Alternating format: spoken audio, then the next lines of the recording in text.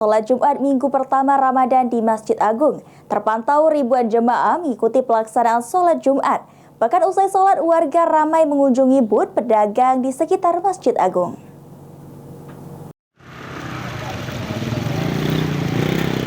Beginilah suasana sholat Jumat perdana pada Ramadan tahun ini di Masjid Agung Palembang. Terlihat para jemaah memenuhi syaf. Sholat Jumat perdana pada Ramadan tahun ini juga membawa berkah tersendiri bagi pedagang booth Masjid Agung Palembang. Seperti halnya pedagang baju muslim, Rusti mengaku mendapatkan keuntungan dari dagangan baju gamis, kain sarung, syal, sejadah, hingga peci. Untuk harga dagangannya beragam, mulai dari Rp35.000 untuk peci sampai dengan Rp200.000 untuk baju gamis dewasa. Pak, di awal Ramadan tahun ini ada peningkatan nggak Pak untuk sisi penjualan? Sedikit lah gravitasinya dari yang sebelumnya. Ini kalau di persentase berapa persen Pak? Kalau kemarin misal 2%, ya. naik 3 lah. Oh, Naik 1%.